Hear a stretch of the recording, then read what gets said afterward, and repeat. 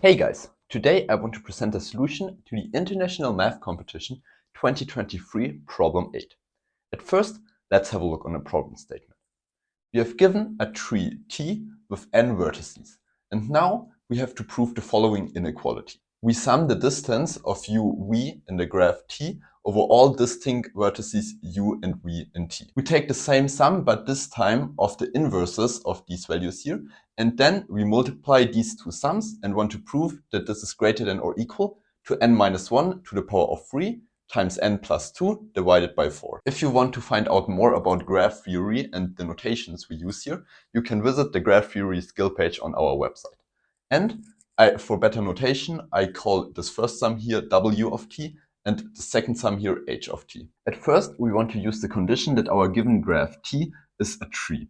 And therefore, we notice at first that the number of edges in t is equal to n minus 1. This is helpful because we know that the distance of two vertices u and v is exactly 1 if and only if uv is an edge in our graph. Since we deal with pairs of vertices in this problem and already have a name for the edges, we also want to give the complement of the edges a name and call it a of t. Because distances are always positive integers, this relation here directly implies that the distance between u and v is greater than or equal to 2 if uv is in this set here. Now we want to investigate the equality case of this inequality here to get a deeper understanding of the problem. If we take a look on the left-hand side, then we see that it would attain its minimal value when all the distances here are equal. But this is not possible because we know that some distances are equal to 1 and other ones are greater than or equal to 2. The closest we can get is a star. Here we have one vertex in the middle and all the other vertices are neighbors of this vertex in the middle.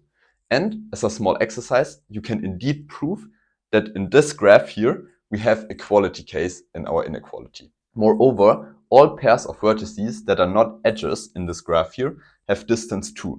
So we have equality in this inequality here. This motivates us to prove that our left-hand side is small if all or most of the values of the distances are equal and if they are as small as possible.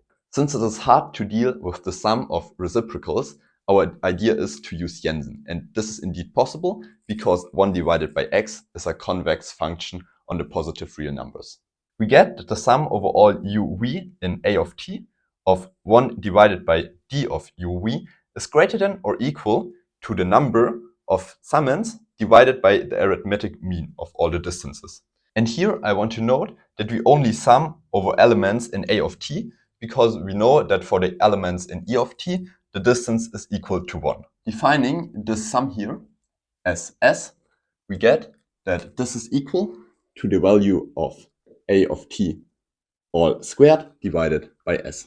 Since s also appears in w of t and we are able to calculate the value of a of t, we can now bound our product w of t times h of t from below just in terms of s and n. Namely, we get that w of t times h of t is greater than or equal to n minus 1, which is the number of edges, plus s times, and now we use this bound here, n minus 1 again for the number of edges, plus the absolute value of a of t all squared divided by s.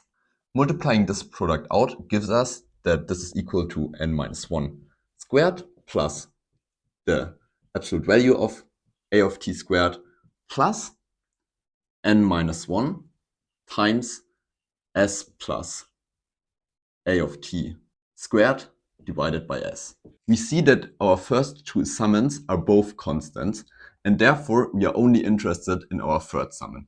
Especially we are interested in the sum s plus the absolute value of a of t squared divided by s. Therefore, we want to consider the function g of x, which is defined as x plus the absolute value of a of t squared divided by x. Because we are interested in a lower bound for this expression here, we want to figure out the minimal value of g of x over the domain of all possible values of s. So let's have a look on the first derivative of g, which is equal to 1 minus the absolute value of a of t all squared divided by x squared. We already know that the value of s is greater than or equal to 2 times the absolute value of a of t. And this is because we have the absolute value of a of t summons here, and all of the summons are greater than or equal to 2. For x greater than or equal to 2 times the absolute value of a of t, we can bound this derivative here by 1 minus 1 divided by 4, which is equal to 3 divided by 4, and therefore greater than 0. Thus, our function g is strictly increasing on the interval from 2 times the magnitude of a of t to plus infinity. And since s is greater than or equal to this value here, this allows us to bound this expression here from below by g of 2 times the magnitude of a of t. Now we found a lower bound with no more variables that are unknown, and we only have to calculate this value here, and therefore we need the value for the magnitude of a of t, which is nothing but n over 2 minus the number of edges, so minus n minus 1. At this point, we only have to do the final calculation, and in the same way as before, when we had the star as an example, we will come up with exactly this lower bound here, and therefore we are done.